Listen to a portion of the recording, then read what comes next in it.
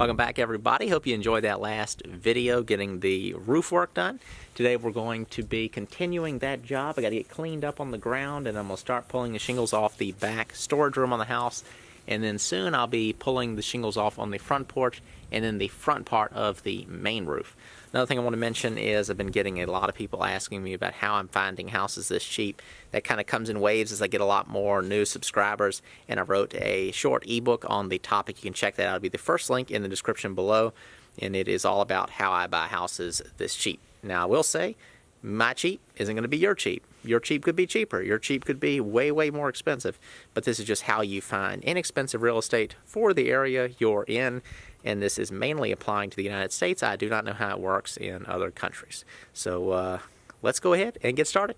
Every once in a while I like to ask you guys a question. I need some help kind of knowing and figuring out what something is. I found these in the basement. They say Mechanix gloves on them. If y'all could let me know what these are exactly, I figured tapping into the collective, everybody out there, I'd be able to get this figured out. Not sure exactly what they are, but if anybody knows, let me know, and maybe they're worth something. Thanks.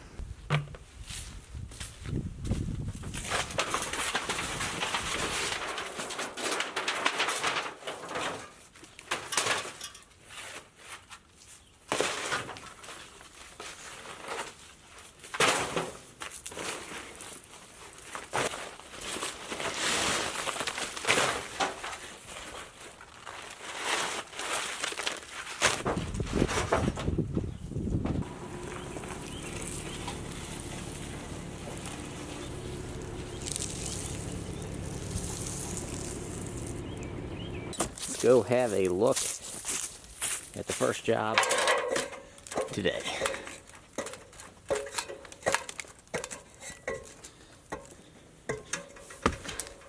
Alright. This is just a small, what is this? It's probably 10 to 12 feet by maybe 14 feet is my guess. 3-tab shingles. They've got it flashed under the siding up there. So I'll probably end up leaving that flashing temporarily and redo that flashing.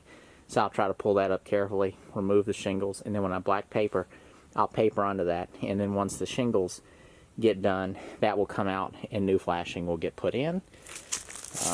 I can see right there, there's the drip edge is exposed, and there's nothing right there, so that's rotten out. So, you know, could be a little soft under my feet. People have asked that, how do you know it's safe to walk on it? You have to get up there and look at it. So you just have to be cautious. You know, it feels solid. I mean, the whole thing is kind of vibrating around when I do that. But this is just sort of like a storage room built onto the house. So it's probably just got 2x4, 2x6 at most rafters, but it's probably 2x4s if I looked up in there. It's got a little ceiling in that room. Little drip edge exposed right there. So yeah, there's going to be some damage. But probably the same as the house, I'll just go ahead and sheathe over this. A lot of people also asked, you know, why are you just putting your OSB over top of rotten, you know, wet rotten wood? On the roof, there's only a few spots that were soft, so I'm just floating over those. And it is a roof, so once it is dried in, and that gets that heat, any kind of moisture is gone in an attic. That's all going to be dried out. Once you stop the moisture coming in, you're going to be okay. Now, I'm not saying you go cover up a ton of rotten wood, but if it's just some soft spots, you know, I'm just floating over it. It's new sheathing going down. So, hope that answers you. For certain things, you just have to kind of do whatever makes you feel good, whatever feels right to you.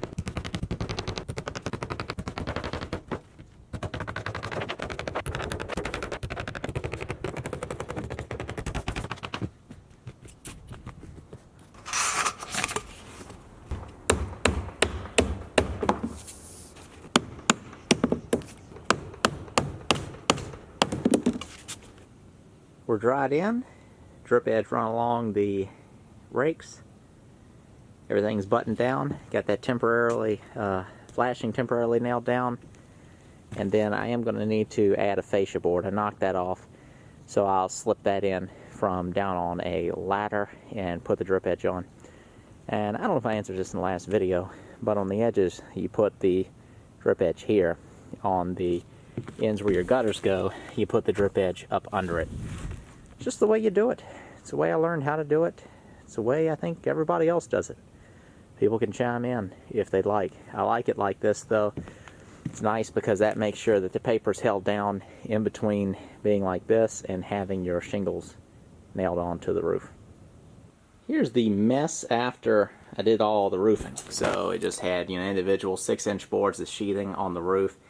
Of course, put down the OSB first, but pulling up all those shingles, all that grit just falls down. So there's a ton of stuff falling down. No big deal. All that's going to get vacuumed up. I want to go ahead and get cleaned up here, and I need to get the bathtub kind of set in place, start tying that plumbing in, insulation, drywall, kind of everything's ready to go now. So I'm not saying that I'll have the house done real soon, but I'm on sort of the downhill of the project now, where everything sort of starts kind of going back together, more so than still tearing into everything. So that is a small positive, but still a lot of work.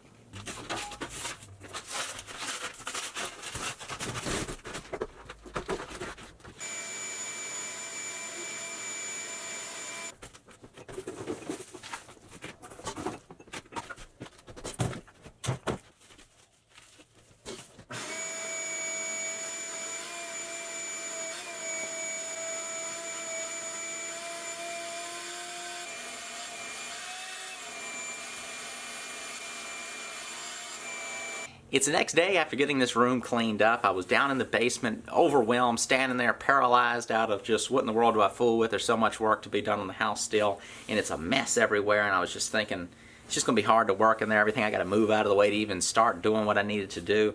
And so I came up here to see what I needed to work on in the upstairs, to kind of get a list together. And as soon as I walked into this room that I had cleaned up, I felt like a weight had been lifted off my shoulders. It was just so easy to walk back and forth. I can see everything. So the new plan is I want to get the whole house cleaned up before I start any more work on the house. It's just one of those things like your bedroom, your shop, your renovation project, or wherever it is, whatever workspace you're in. Every once in a while you got to do the big one, and it's time for me. I think that it will pay off long term to take this time to clean the house. I'll be able to do all the rest of the work a little more efficiently. And that's not my personality, to be real clean while I'm doing stuff. That's why you need someone else following behind you, cleaning up behind you. That would be helpful, but I don't have that. So I'm going to get started, start upstairs, and we'll move all the way down to the basement.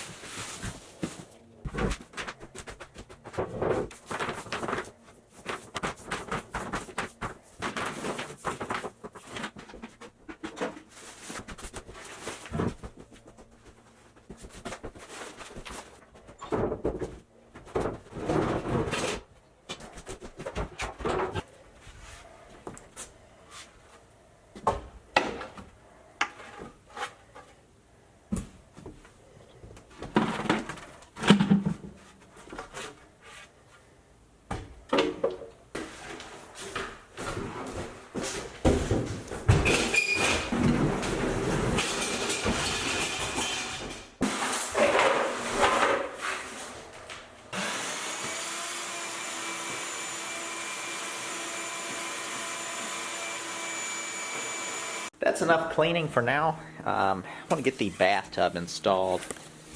Here's the bathtub, steel bathtub. The one that came out of the house is this cast iron, and it is in extremely good condition, but it is dirty.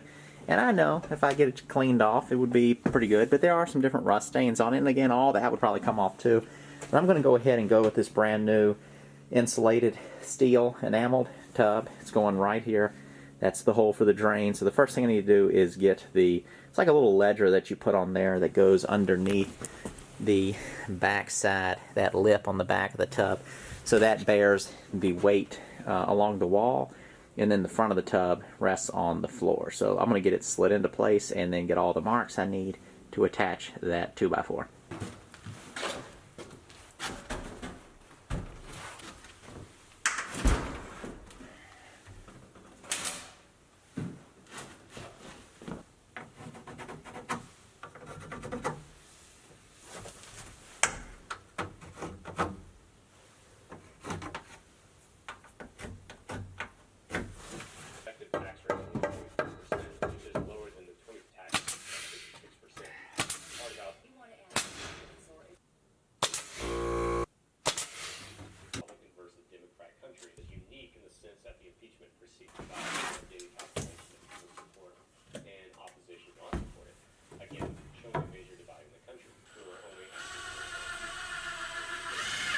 U.S. is on the brink of a revolution. Poetry doesn't read. I like to make a real mess. I like to doodle. Daring and bold. Poetry provides us with a history of the human heart. If you trace it back to the oldest bones we can find, the emotions are the same. Without the designer prices, with quality you might not expect, supports that furniture, and we are going to be.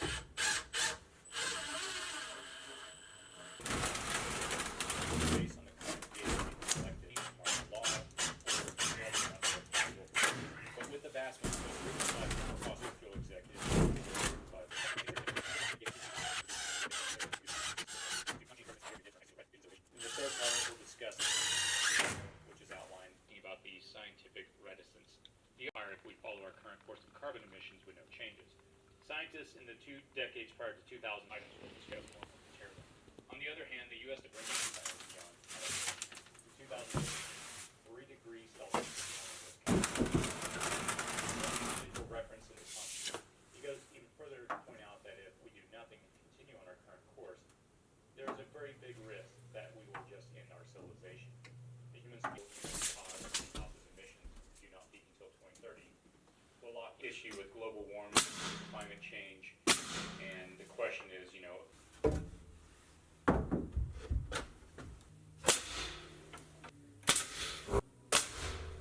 all you do to mount the bathtub in place is run a screw through a washer into the stud, then the washer hangs down over this little flange on the tub.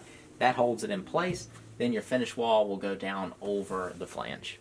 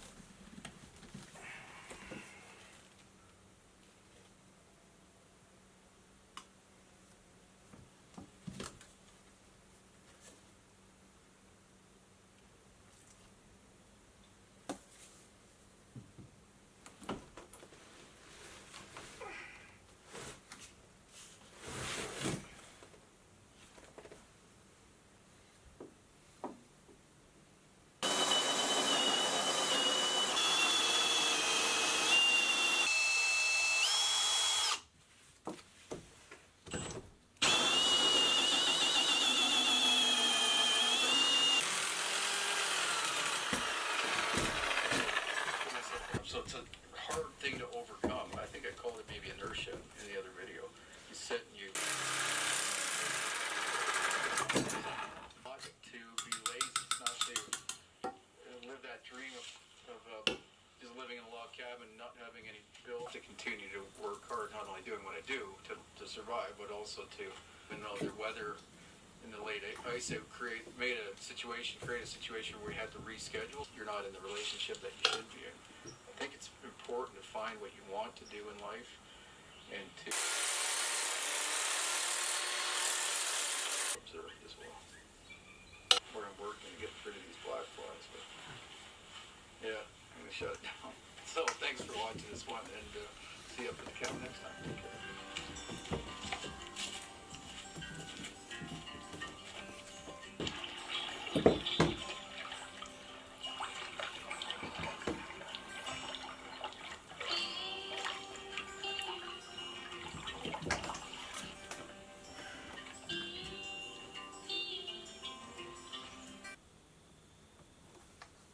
A little explanation on what I just did. This is the kitchen sink drain, so this is the stub out. You've got your kitchen sink will be here, water drains out, goes through the trap, and then into the wall. And then before this existed, the water would have just gone over and down, and then would have been venting off this pipe, which would be considered a wet vent, meaning that this pipe is also used to drain the toilet and the vanity on the second floor. So the issue is when you flush the toilet, technically, I think it'd be perfectly fine, but technically, all that water going past this hole could cause a vacuum, basically, and suck out the water from the sink trap. So by adding in a separate vent, so now the water will go through and dump in, but if the toilet flushes and there's any draw of air on here, it will pull that air from that vent and leave the water in the trap. And again, the reason that you have traps in your toilets, under your sinks, and everywhere else they exist, is to keep the sewer gas from coming back out of your drains.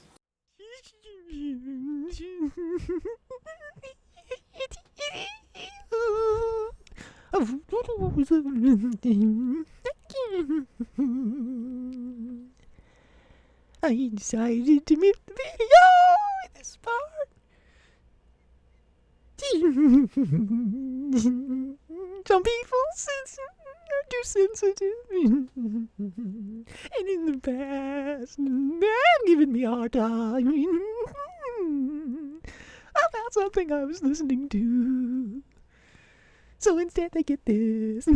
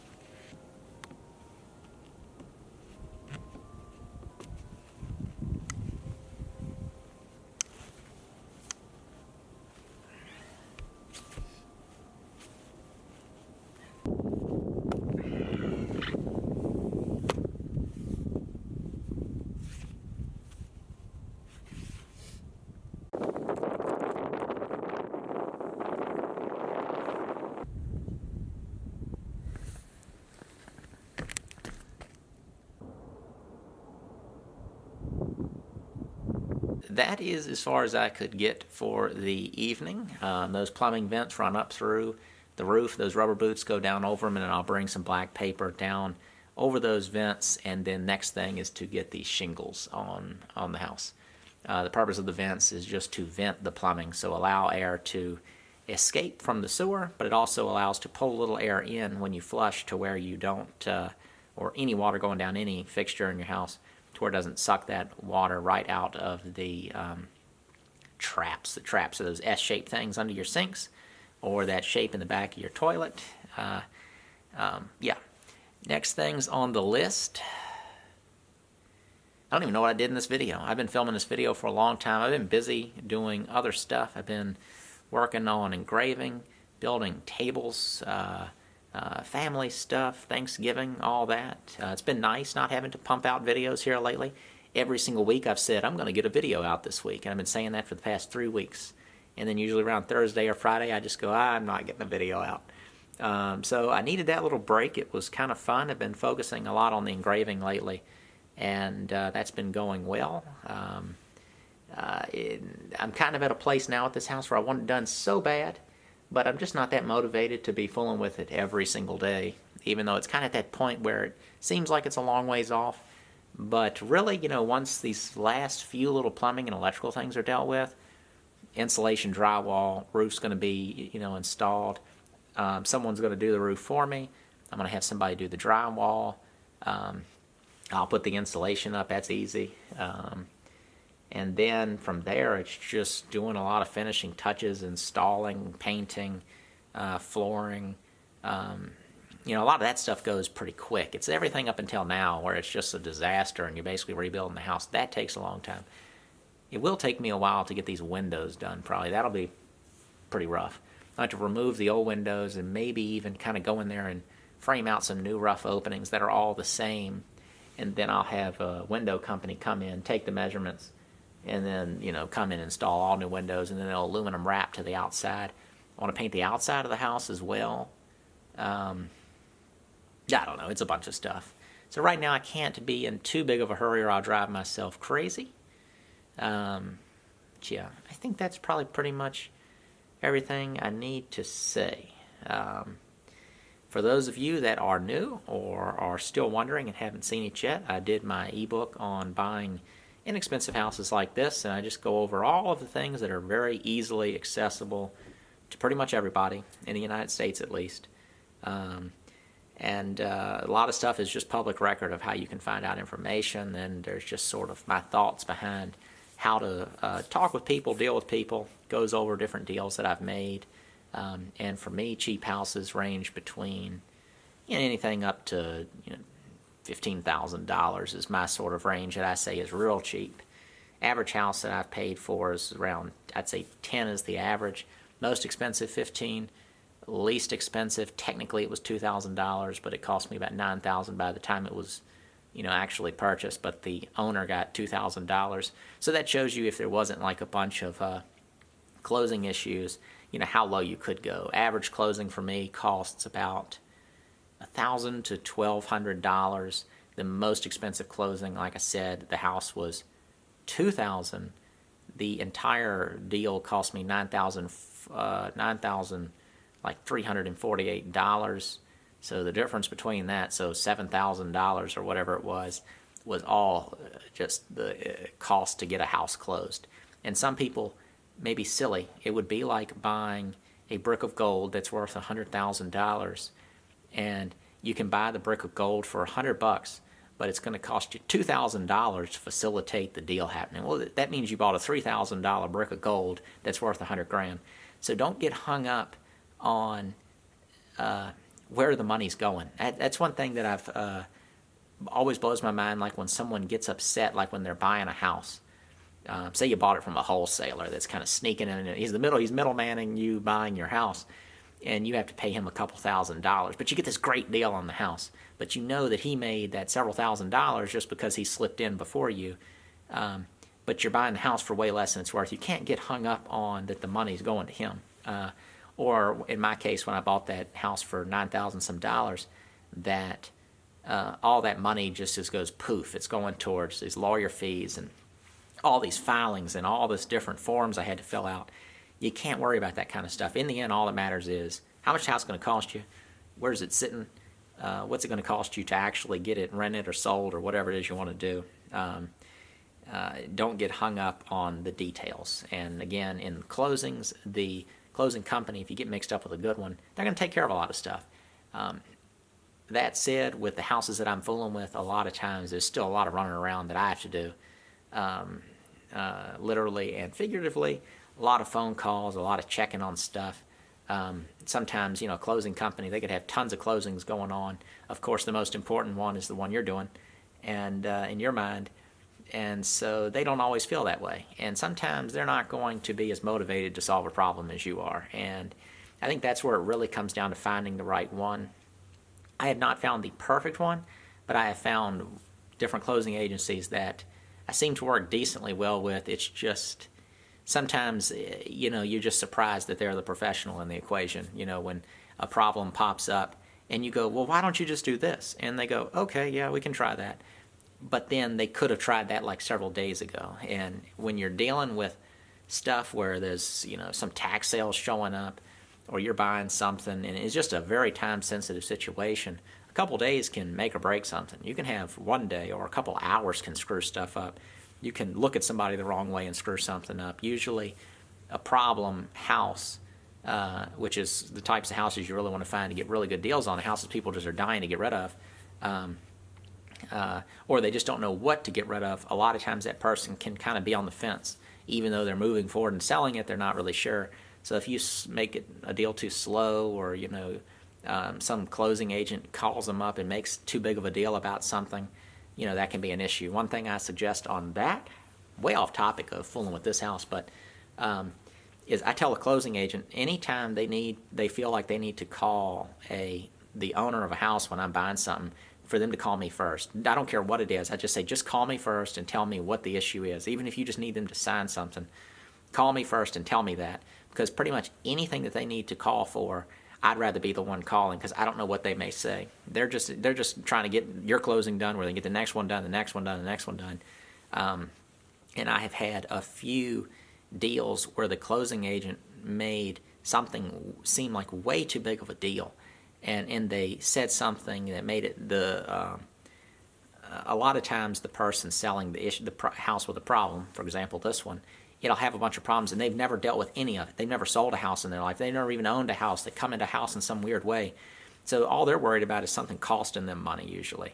And my thing I tell everybody I buy a house from is, this will not cost you a dime. I'll do everything, and all that you're going to have to do in the end is sign your check when you cash it. And I don't say that to be some sort of manipulating situation. I just want to make it 100% clear that they're not going to have to do anything except get paid in the end. Of course, they'll have to sign some stuff. But you don't want them to think that there's going to be some hassle in this, because a lot of times a person's not going to be making out like a bandit when you buy a house like this. This particular house, the man walked away with $0, and he ended up getting $10.99 for the difference of how much he owed on the mortgage and how much I paid for it. So he'll have to pay the taxes on that difference. Now, he wanted to pay that difference, but he'll owe the taxes on that difference as if it was income. But it got him out of this that he was dying to get out of. He no longer has a mortgage. So in that case, he didn't actually get paid anything, and he still owes money even after he sold the house. Other situations, I bought a house, it was only $2,000, but it was last minute.